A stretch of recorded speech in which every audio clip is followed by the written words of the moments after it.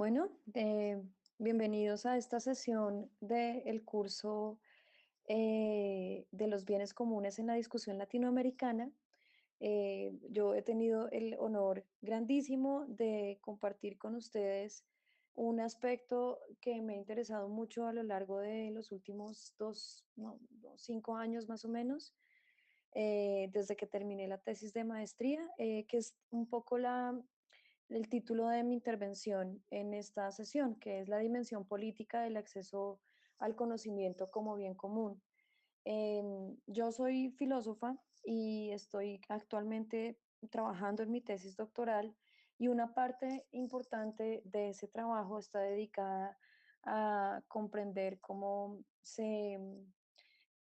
digamos, cómo si debe haber una especie de politización en términos de acción política, no en términos, por supuesto, de partidos ni nada de esto, como dar una especie de toma de postura política o de acción política en el acceso al conocimiento.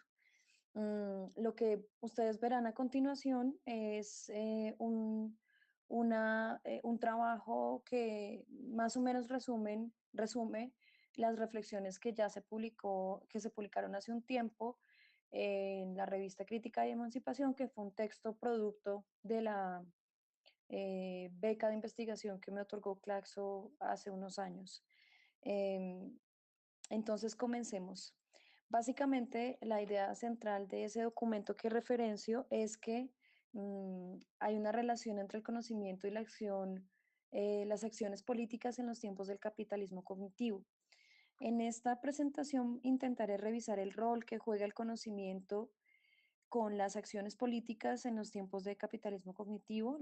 En los próximos minutos, en el rato que vamos a compartir, tengo la intención de delinear la transformación del papel del conocimiento en el sistema productivo y a la postre en la vida política. Ello conducirá a pensar en el horizonte de la acción política, de reapropiación, y una de sus condiciones de posibilidad, el acceso, que considerado desde en el escenario político actual altamente determinado por las dinámicas económicas, debe orientarse a la defensa del conocimiento como bien común. Perdón. Quisiera, digamos, como hablar sobre un primer gran aspecto, que es el conocimiento en tiempos postfordistas. El conocimiento es la base de la producción de capital en la sociedad contemporánea. Como consecuencia, en las últimas décadas, la academia ha sido testigo más o menos silente de la transformación del papel que juega el conocimiento en la composición política y económica de la nueva forma de capitalismo, el capitalismo cognitivo. La tesis del capitalismo cognitivo nace en el seno de la corriente italiana de los autonomistas, quienes han descrito ampliamente el tránsito del capitalismo industrializado al postindustrializado o posfordista, el cual está determinado, como más o menos lo predijo Marx en ese texto que se llama Grundrisse, por el abandono de la fábrica y el desplazamiento de la producción de capital a la fuerza de trabajo cognitivo. Mm, Esta tesis ha sido muy útil para pensar cómo se produce riqueza contemporáneamente. Digamos que a pesar de que efectivamente se transan muchos bienes materiales, la mayor riqueza o el mayor capital, más bien, el mayor capital se produce con acciones o con producción de riqueza inmaterial. Esa riqueza inmaterial o esos bienes inmateriales son... son básicamente productos cognitivos como códigos, sistemas computacionales, formas de comunicación, sistemas informativos, etcétera, que producen, que mueven la economía contemporáneamente, sin detrimento de la otra. Es decir, por supuesto, todavía sigue funcionando el capitalismo industrializado. La estructura capitalista actual depende de la producción, circulación y consumo de bienes inmateriales, esto es, de la producción de conocimiento como ideas, códigos, investigaciones, intercambio de información, entre otros. Actualmente, esto es por lo que se paga más dinero.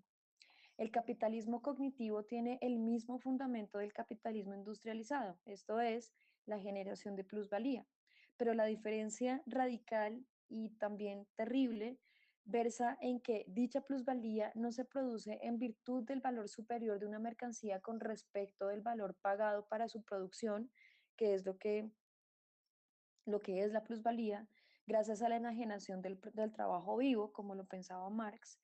En el capitalismo cognitivo lo que nos encontramos es que la plusvalía es mayor y más eficiente porque está ligada a la potencia creadora misma que se pone de manifiesto o tiene un horizonte intersubjetivo, es decir, de trámite con los otros, por vía de la dimensión lingüística humana. Paolo Virno, que es uno de los autores que yo solicité a los estudiantes que revisaran dentro de la bibliografía, Paolo Virno muestra el vínculo entre esta estructura de producción de plusvalía y la biopolítica. O, dicho de otra forma, Paolo Virno también nos muestra la relación entre la estructura económica contemporánea, el capitalismo cognitivo, y las formas de control. Por eso se llama también biopolítica de este ejercicio. Voy a citar a Paolo Virno. Nos dice lo siguiente. Desde mi punto de vista, para comprender el nudo racional del término biopolítica, es preciso partir de un concepto distinto, el concepto de fuerza de trabajo. Fuerza de trabajo es la suma de todas las aptitudes físicas e intelectuales que residen en la corporalidad, ahí él citando a Marx. Solo que hoy, en la época posfordista, continúa Virno diciéndonos, la realidad de la fuerza de trabajo está plenamente a la altura de su concepto. Comprende dentro de sí, con pleno derecho, la vida de la mente. Hasta ahí la cita de Virno. Para comprender cómo es que la vida de la mente se incorpora al proceso productivo, Virno analiza el concepto marxista de General Intellect en clave contemporánea o intelecto general en clave contemporánea. Marx había definido el intelecto general o General Intellect como el saber asociado, perdón, el saber social producido a lo largo de la historia, el acumulado del conocimiento científico que, según lo predecía este autor, se materializaría en las máquinas y con ello desplazaría al obrero de la fábrica, lo cual a la postre sí sucedió. Es famoso el texto de Marx que se llama el fragmento, bueno, al que le pusieron fragmentos sobre las máquinas, porque él no lo llamó así, en el que él dice que las máquinas como que incorporan, como que vuelven materia el conocimiento, el saber social. Con ello, el intelecto general pasaría de ser el patrimonio común, el saber social, el conocimiento que ha producido la humanidad, a ser la base de la producción de capital. Virno actualiza este concepto marxista a partir de las siguientes condiciones. El intelecto general es intelecto productivo, es lugar común y es ambivalente. A lo largo de su argumento se desvelan las implicaciones políticas de esta transformación del intelecto general que pasa de ser el valor colectivo de la potencia creadora a ser la materia prima y corriente de la producción de plusvalía. Como se verá, los efectos de la inserción del intelecto general en el sistema productivo no son solo relativos a la infraestructura de producción de bienes materiales, como lo pensaba Marx, es decir, pues mucho más allá que la generación de máquinas que incorporan o materializan el conocimiento, sino que además, sino al tipo mismo de mercancía que se transa, es decir, los bienes materiales, y su forma de producción, es decir, trabajo cognitivo. Todo ello con implicaciones en las formas en que se ejerce el poder y la acción política. En el sentido de los posfordistas, la expresión intelecto productivo, que en Virno es una de las características del intelecto general, reclama todas sus implicaciones semánticas. No es solo el intelecto que crea, sino que es el intelecto que produce. Para explicar esto, Virno hace revisión del concepto intelecto general como una forma actualizada del nous poieticos de Aristóteles. El intelecto general, nos dice Virno, es la reformulación materialista del concepto aristotélico de nous poietikos o intelecto productivo o poético. Ahí Importa el carácter social, colectivo que comparte la actividad intelectual una vez que ella deviene, según Marx, el verdadero resorte de la producción de la riqueza. Esto que acabo de leer es un fragmento de la explicación que hace Virno del Nus Poieticos. Para los que no tienen formación filosófica o no están familiarizados con este vocabulario un poco, bueno, doctrinal, si se quiere, filosófico, digamos lo que quiere decir es el nus poieticos es que es el intelecto que produce, que crea, es el intelecto que crea, pero para que pueda crear necesita del carácter colectivo. Mm, ahora la realidad del trabajo inmaterial, ahora bien, perdón, la realidad del trabajo inmaterial, su efectividad en el sistema productivo es posible, de un lado, porque el trabajo inmaterial es la instrumentalización del general intellect como intelecto productivo y, de otro lado, porque es una actividad social con los otros. Esto conduce a la segunda característica del General Intellect actualizado por Virno. El intelecto general es lugar común. Si se quiere incluso es esfera pública.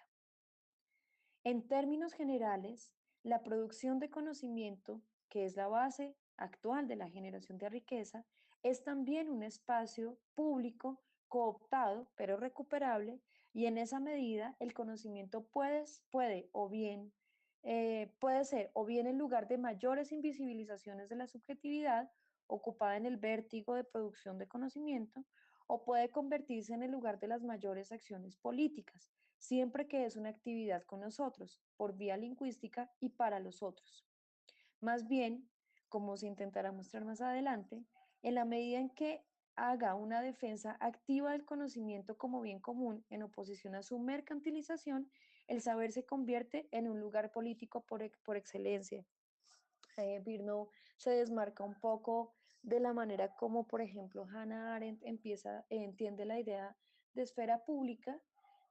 Sin embargo, o sea, digamos, como los desarrollos conceptuales de esfera pública en Hannah Arendt se desmarca un poco de ellos, pero el concepto de esfera pública sí le resulta muy útil para pensar el conocimiento, porque el conocimiento es posible en la medida que funciona con nosotros y allí mismo está su gran potencia política, como su gran potencia de accionar político. Ahora, ¿cuál es la singularidad del conocimiento como lugar político? Pues es su ambivalencia. Este es el tercer rasgo que Virno le reconoce o le adjudica al saber social acumulado, que es ambivalente. ¿Y cómo así que ambivalente? Pues vamos a ver. El conocimiento configura el horizonte de realidad imperante. Es allí en donde sucede la vida productiva, que por cuenta del control biopolítico también abarca la constitución subjetiva y la vida intersubjetiva.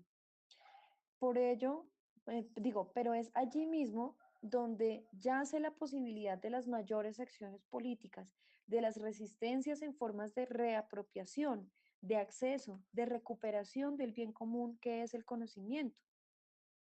En el siguiente apartado, que ya les voy a decir cuál es, veremos cómo, a partir de la tercera característica del conocimiento, el General Intellect, su ambivalencia, perdón, veremos cómo a partir de esta tercera característica de la ambivalencia del intelecto general, el conocimiento reclama todas sus potencialidades políticas al tiempo que funciona como plataforma de producción económica. Entonces voy a pasar a una segunda sección o como un segundo bloque temático, que es la acción política, la multitud y el conocimiento como bien común. Bueno, el conocimiento, el saber social, el general intellect, es el hábitat en el que se desenvuelven las actividades económicas productivas contemporáneas, que además integra la vida privada y por ello es la dimensión en la que o bien puede suceder una forma renovada de totalitarismo, esto es el control de todos los aspectos de la vida por parte del régimen productivo, o puede acontecer la acción política. En esta doble posibilidad, que es en la que radica la ambivalencia que mencioné hace un rato, en esta doble posibilidad, es en la que Virno caracteriza em, como el campo de batalla de la subjetividad, digamos, es donde reside la potencialidad de la acción política, eh, donde la subjetividad política colectiva, es decir, la multitud, ya vamos a ver de qué se trata la multitud, es el horizonte de las acciones políticas de los muchos y a la vez es el horizonte de los mayores controles biopolíticos que el sistema productivo hace de los sujetos. Yo no me voy a detener en el concepto de multitud, lamentablemente, porque, digo lamentablemente porque es muy bonito, es muy potente. em, pero grosso modo, la multitud la entienden estos filósofos a partir de los trabajos de Leibniz, si mal no recuerdo, como la categoría que define la mejor subjetividad colectiva en la época posfordista y que se opone a la noción de pueblo, que es muy cara a la teoría política liberal. Digamos que ellos diferencian multitud de pueblo, porque el pueblo es uno, es sistemático, tiene un soberano, tiene, digamos, unos sistemas configurados de acción, incluso de acción política, como las constituciones políticas o cosas de esas. En cambio, la multitud funciona de manera relativamente, digamos, digamos, no funciona como un cuerpo social unificado, sino que encuentra lugares o encuentra motivos, la multitud, la gente encuentra motivos para reunirse en torno de una causa política. Y a eso, bueno, con más características que no voy a tenerme acá, a eso se refieren ellos con la multitud. Em, entonces allí en la multitud es donde radica la, como la mayor potencialidad de acción política. Virno dice lo siguiente: el intelecto público, vale decir el conocimiento, es el tronco unitario del cual pueden brotar tanto las formas de protección horrendas como las formas de protección capaces de procurar el bienestar real, en la medida en que, como se dijo, nos salvaguardan de las primeras. O sea, eh, en el intelecto uno puede, digamos, empezar a hacer producción de conocimiento en serie bajo unos esquemas muy, como muy rígidos de producción y de acceso y de circulación del conocimiento, pero también ahí mismo, por la naturaleza misma del conocimiento, se pueden buscar las formas reales de bienestar, es decir, que el conocimiento realmente sea potenciado como un detonante de desarrollo social, de reapropiación del conocimiento, de riqueza social, etcétera. ¿A qué se refiere Virno con formas horrendas?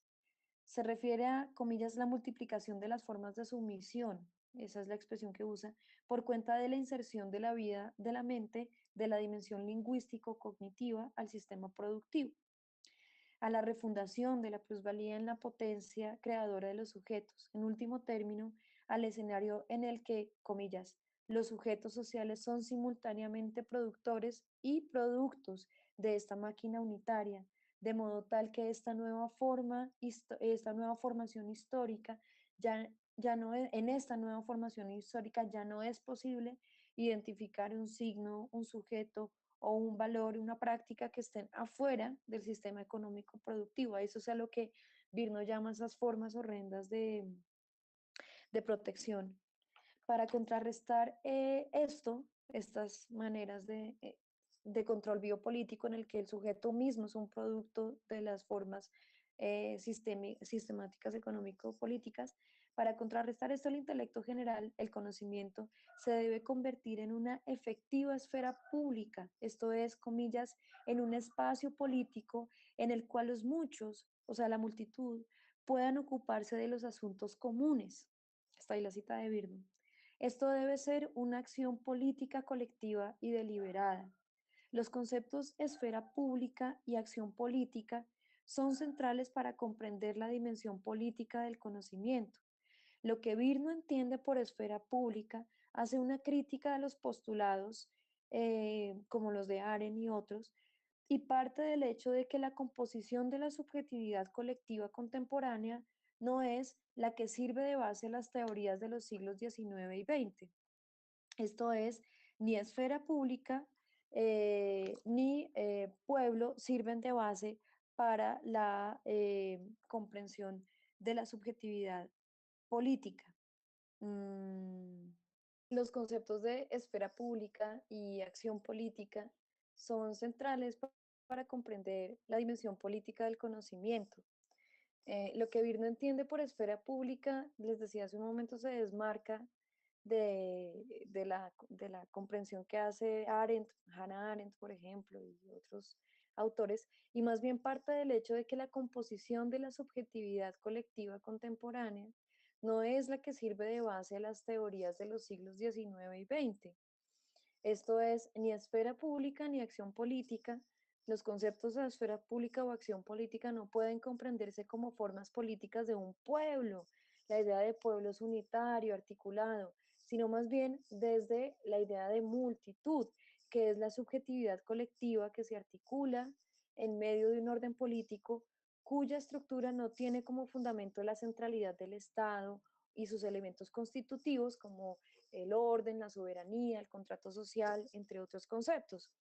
Esto es interesante, esta migración de pueblo a multitud desde el punto de vista conceptual, o es útil porque no necesitaríamos comprender el conocimiento como bien común, digamos, desde un colectivo, desde un movimiento social, desde una organización, si se quiere, de los académicos o de los profesores o de los estudiantes, sino que más bien podemos comprenderla desde los lugares desarticulados donde nos encontremos, pero que luego, digamos, tenemos un lazo común que es el interés por comprender el conocimiento como bien común.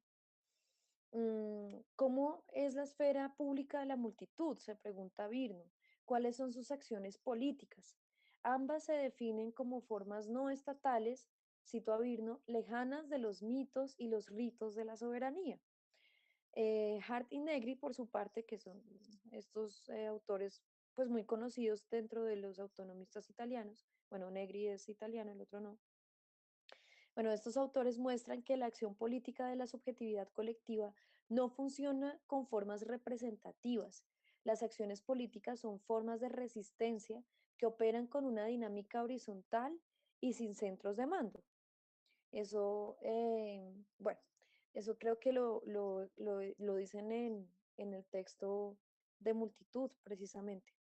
Las acciones políticas son, digamos, parásitas de las formas de poder y su efectividad reside en hacer resistencia a estas formas de poder usando sus mismas estructuras como una realidad sincrónica a las estructuras de poder. O sea, no necesitamos, digamos, aquí en Colombia ha habido muchos problemas con las agencias de ciencia del Estado, con la Agencia de Ciencia del Estado, con Colciencias, y con otras entidades de validación del conocimiento científico.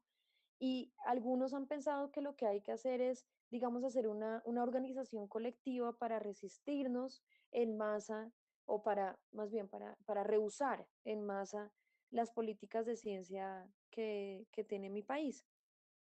Y eso está muy bien y de hecho yo suscribo en parte esa manera de pensar la acción política. Sin embargo, lo que nos dice esta manera de entender de Hardy Negri, de Virno y de otros, es que la resistencia se puede hacer de manera sincrónica, es decir, usando las mismas estructuras de producción del sistema, se puede, digamos, hacer acciones puntuales de resistencia.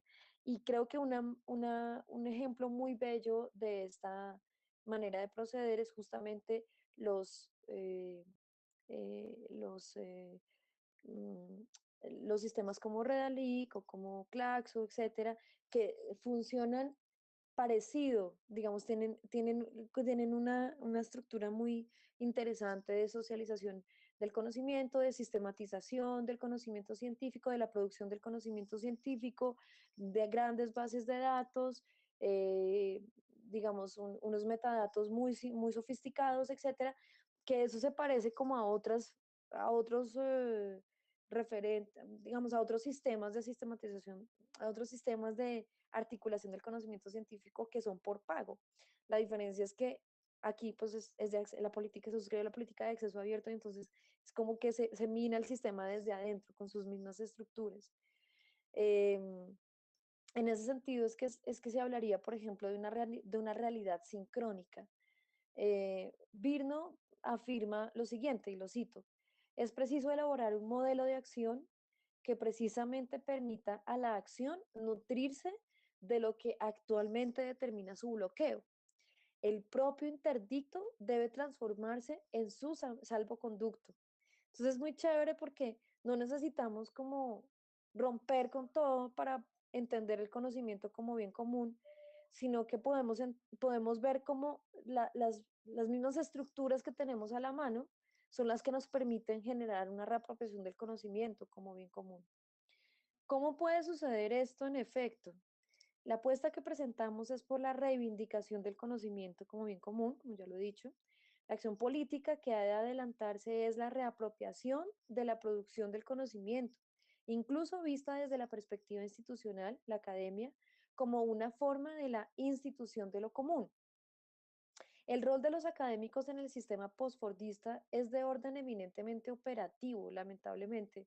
Los académicos producen ciencia, analizan los fenómenos sociales, pero ya no desde un lugar, digamos, si se quiere, como privilegiado en el que se encontraban antes, como quizás en parte lo delinea, por ejemplo, Altamirano, y si tuviera razón su análisis, él los describe como unos, digamos, como una élite privilegiada que puede darse el lujo de pensar la sociedad.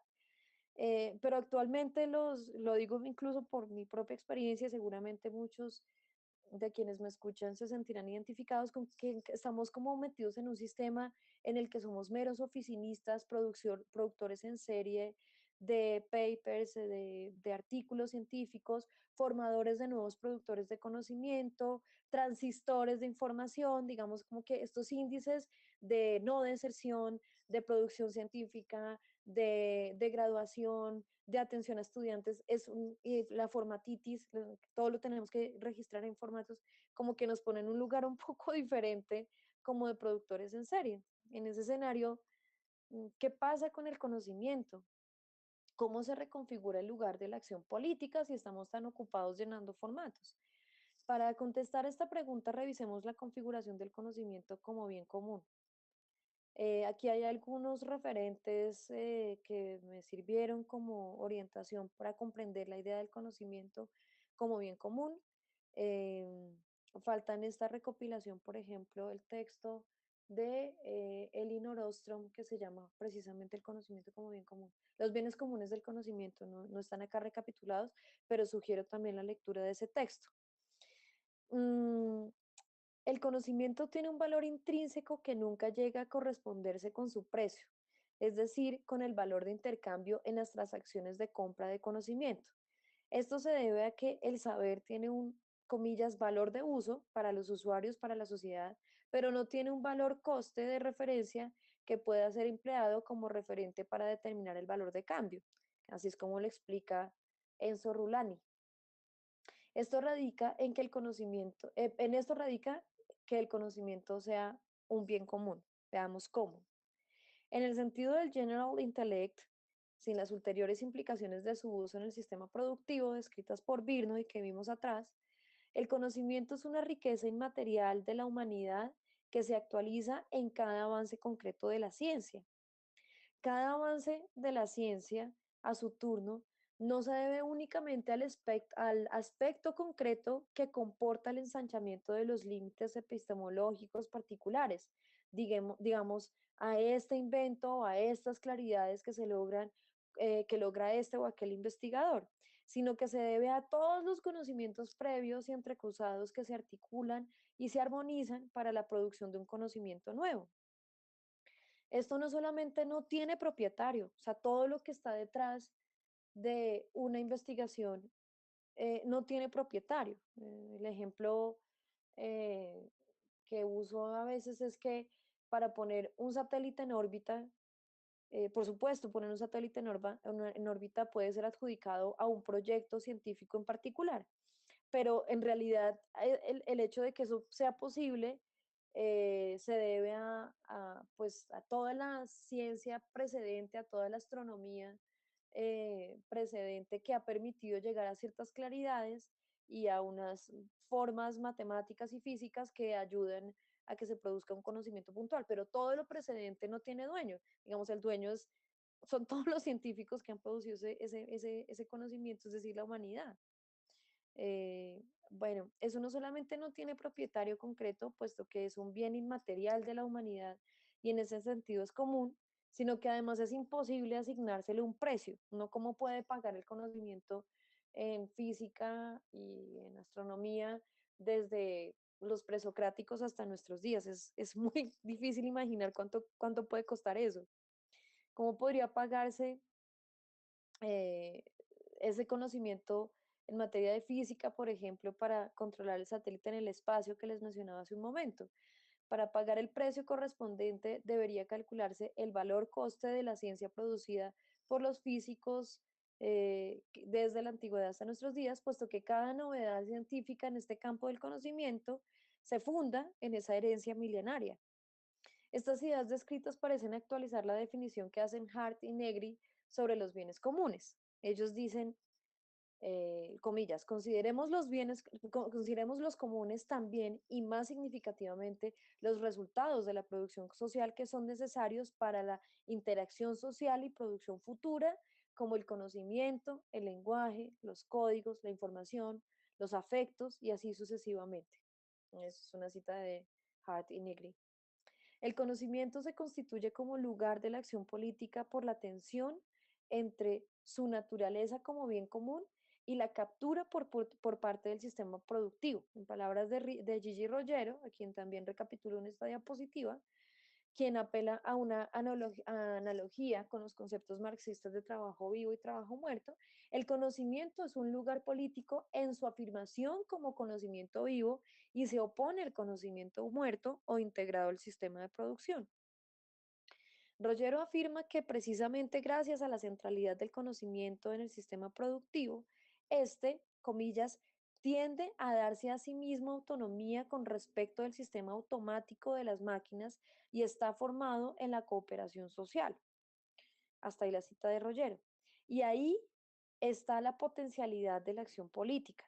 La acción política tiene una esperanza justamente en el carácter cooperativo de la producción del conocimiento, toda vez que entrañan su autogestión, su autogobierno, junto con la vulnerabilidad a ser capturado por el sistema productivo. A esta capacidad de autogestión y autogobierno es a lo que Rogero llama institución de lo común. ¿Cómo en efecto el conocimiento vivo se auto organiza o se autogestiona? Bueno, Bercellone, es otro de estos filósofos italianos, dice que ante la captura del conocimiento vivo, comillas, tanto en la empresa como en la sociedad, la movilización y la cooperación de los conocimientos colectivos es cada vez más fundamental, los únicos elementos capaces de liberar y controlar una dinámica de cambio acelerada. Hasta ahí la cita de Bercellone. Hart y Negri, por su parte, hacen un llamado a la reapropiación del conocimiento vivo y enfatizan el carácter político de esta acción. Rogero, por su parte, encuentra en las instituciones de lo común la fuga a la captura del conocimiento vivo, las define como, comillas, organismos autónomos de conocimiento vivo, reapropiación de la riqueza social y liberación de las fuerzas productivas congeladas en la dialéctica raída entre lo público y lo privado. Hasta ahí la cita de Rogero. El conocimiento, dice Gigi Rogero, es un lugar político toda vez que es el lugar de la tensión entre la autonomía y la asignación de precio. El conocimiento como bien común no es tal o no es bien común solamente por su disponibilidad natural, como los recursos naturales, ni porque abunde. A diferencia de los recursos naturales que se agotan, el conocimiento abunda en la medida en que hay más conocimiento, la posibilidad de producir más conocimiento es exponencial. Eh, el conocimiento, dice Rogero, no es común como algo que es dado y existente de antemano, sino que se convierte en común en la producción del trabajo vivo y en la organización de su forma autónoma. Está ahí la cita de Rogero. Si bien es cierto que la disponibilidad y la abundancia parecen rasgos característicos del conocimiento, no son, sin embargo, lo que le constituyen, perdón, lo que lo constituyen al bien común, al conocimiento como bien común. Lo común es eminentemente una acción política. Se debe defender la reapropiación del conocimiento a través de acciones deliberadamente políticas de toma de posición frente a la forma como se produce, circula y se valora el conocimiento. Las instituciones de lo común son entonces eminentemente acciones políticas que se traducen en materialización de la resistencia a la objetivación, a la mercantilización y a la subordinación del conocimiento. Para cerrar, me gustaría dejar algunas inquietudes abiertas. A mí me gustaría eventualmente que pudiéramos reflexionar sobre qué papel juegan las instituciones tradicionales del conocimiento en este propósito. Por instituciones tradicionales me refiero a los institutos de investigación, a las universidades, a los sistemas a las revistas científicas y a los sistemas de indexación y de sistematización de producción de conocimiento científico. ¿Cómo se entiende la idea de universidad de empresa? ¿Cómo entiende, perdón, la universidad de empresa, que es uno de los fenómenos pues, más perversos de la era postfordista? Entonces, ¿cómo entiende la universidad de empresa el estatuto común del conocimiento, si acaso es que lo reconoce? ¿Qué posibilidades editoriales de acceso al conocimiento, perdón, qué políticas editoriales de acceso al conocimiento implementan este tipo de universidades? ¿Bajo qué criterios evalúan el conocimiento que se produce, acaso solo por los orientados bajo los criterios comerciales? Mm, y hay en suma un espacio para la acción política de reapropiación del conocimiento como bien común en el sistema que gestiona el conocimiento en las universidades. ¿Cómo entienden las universidades estos? A mí me llama mucho la atención, por ejemplo, cuando las universidades se vanaglorian de tener acreditación institucional, en Colombia se llama acreditación institucional, como el reconocimiento que hace el Ministerio de Educación de alta calidad que tienen los programas o las universidades. Entonces, cuando llega ese reconocimiento, pues las instituciones, las universidades sacan pecho, se ponen muy felices y muestran eso como un sello de calidad, pero en realidad lo que tienen esas instituciones no es necesariamente mucha calidad, aunque también seguramente, sino sobre todo digamos, un músculo burocrático para gestionar formatos tan alto que permite, digamos, llenar esos requisitos del ministerio para otorgarle la acreditación. Entonces yo me pregunto en esos contextos de gestión del conocimiento en las universidades, de gestión misma de la institución, ¿cómo entienden las universidades el conocimiento como bien común? Si está tan estandarizado. ¿Habría espacio, en suma, para la implementación de formas no privatizadas del conocimiento en las instituciones del saber?